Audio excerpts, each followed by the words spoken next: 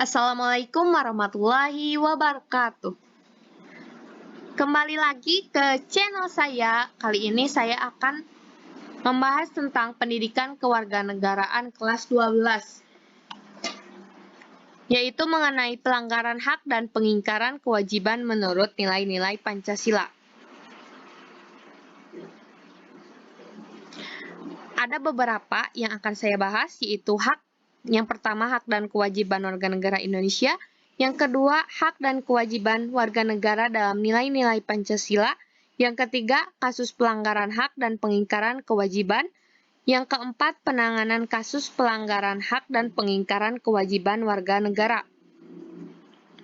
Ini tujuan pembelajaran kali ini. Ada beberapa tujuan.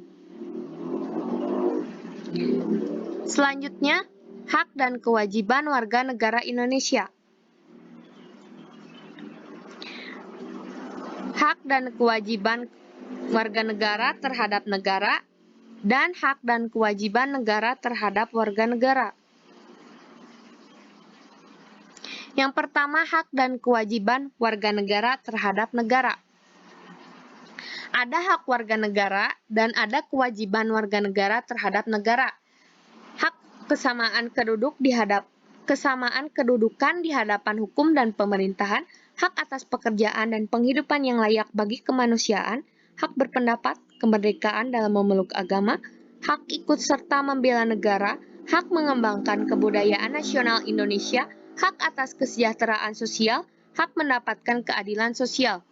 Kewajiban warga negara terhadap negara, yaitu yang pertama, kewajiban menaati hukum dan pemerintah. Yang kedua, kewajiban membela negara.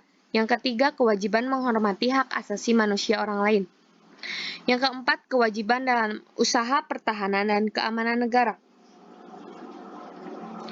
Yang kedua, hak dan kewajiban negara terhadap warga negara. Hak negara atau pemerintah, yaitu yang pertama, menciptakan peraturan dan undang-undang yang dapat mewujudkan ketertiban dan keamanan bagi seluruh rakyat. Yang kedua, melakukan monopoli terhadap sumber daya yang menguasai hajat hidup orang banyak.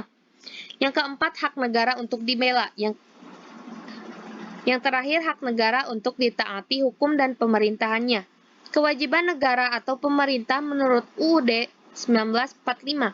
Yang pertama, melindungi segenap bangsa Indonesia dan seluruh tumpah darah Indonesia. Yang kedua, memajukan kesejahteraan umum. Yang ketiga, mencerdaskan kehidupan bangsa. Dan yang keempat, ikut melaksanakan ketertiban dunia berdasarkan kemerdekaan, perdamaian abadi, dan keadilan sosial. Hak dan kewajiban negara terhadap warga negara menurut Winarto tahun 2014 dalam Sulaiman 2016.57. Hak negara terhadap warga negara, hak negara untuk ditaati hukum, hak negara untuk dibela, hak negara untuk menguasai bumi, air, dan kekayaan untuk kepentingan rakyat. Kewajiban negara terhadap warga negara, yaitu kewajiban negara untuk menjamin sistem hukum yang adil. Yang kedua, kewajiban negara untuk menjamin hak asasi warga negara. Yang ketiga, kewajiban negara untuk mengembangkan sistem pendidikan nasional untuk rakyat. Yang keempat, kewajiban negara memberikan jaminan sosial. Yang terakhir, kewajiban negara memberikan kebebasan untuk beribadah. Yang kedua, hak dan kewajiban warga negara dalam nilai-nilai Pancasila. Hak dan kewajiban warga negara dalam nilai dasar Pancasila, yaitu ada 5.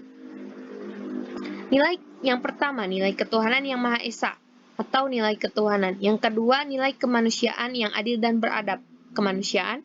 Nilai persatuan Indonesia, persatuan. Nilai kerakyatan yang dipimpin oleh hikmah kebijaksanaan dalam permusyawaratan perwakilan. Yang kelima, nilai keadilan sosial bagi seluruh rakyat Indonesia atau nilai keadilan.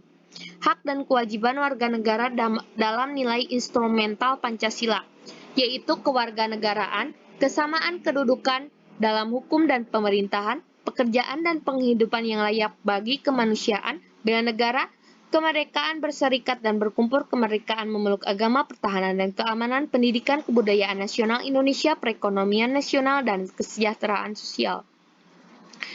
Hak dan kewajiban warga negara dalam nilai praksis Pancasila, yaitu sikap positif sesuai nilai dalam sila pertama Pancasila, sikap positif sesuai nilai dalam sila kedua Pancasila, Sikap positif sesuai nilai dalam sila ketiga Pancasila, sikap positif sesuai nilai dalam sila keempat Pancasila, sikap positif sesuai nilai dalam sila kelima Pancasila. Yang ketiga, kasus pelanggaran hak dan pengingkaran kewajiban. Ada beberapa, yaitu faktor penyebab pelanggaran hak dan pengingkaran kewajiban. Yang kedua, contoh kasus pelanggaran hak warga negara. Yang ketiga, kasus pengingkaran kewajiban warga negara. Yang pertama, faktor penyebab pelanggaran hak dan pengingkaran kewajiban. Ada beberapa faktor, yaitu faktor eksternal dan faktor internal. Faktor eksternal yaitu seperti sikap egois, rendahnya kesadaran terhadap peraturan, dan sikap tidak toleran. Faktor internal banyak sekali. Adanya kesempatan, kemudian ketidaktegasan aparat penegak hukum, minimnya sosialisasi peraturan dari pemerintah, penyalahgunaan kekuasaan, dan lain-lain. Yang kedua, kasus pelanggaran hak warga negara. Ada 7 kasus. Yang pertama, pendidikan tidak merata. Yang kedua, munculnya ketidakadilan hukum. Yang ketiga, menciptakan kegaduhan di perpustakaan. Yang keempat, tidak mendapatkan kesempatan memilih. Yang kelima, banyaknya anak di bawah umur yang harus mencari penghasilan.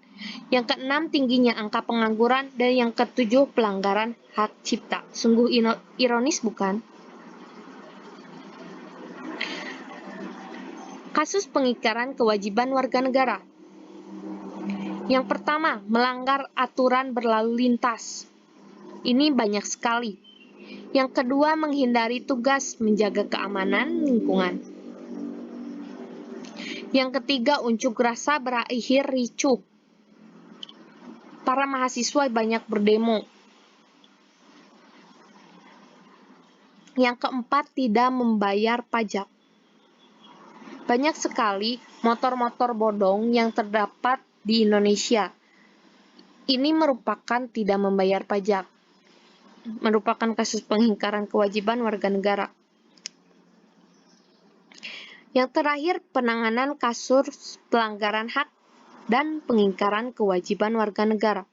Upaya pemerintah dalam penanganan kasus pelanggaran hak dan pengingkaran kewajiban warga negara, yaitu yang pertama, menegakkan supremasi hukum dan demokrasi. Yang kedua, meningkatkan kerjasama yang harmonis antar kelompok. Yang ketiga, mempertegas peran lembaga penegak hukum. Yang keempat, meningkatkan kualitas pelayanan publik. Yang kelima, meningkatkan pengawasan dari masyarakat dan lembaga-lembaga politik.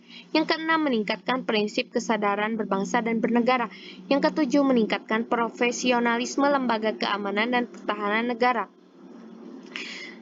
Membangun partisipasi masyarakat dalam pencegahan terjadinya pelanggaran hak dan pengingkaran kewajiban warga negara di lingkungan keluarga, sekolah, masyarakat, bangsa, dan negara. Itulah penjelasan dari saya. Terima kasih telah menonton, semoga bermanfaat. Tetap semangat dalam belajar. Wassalamualaikum warahmatullahi wabarakatuh. Jangan lupa like, comment, and subscribe.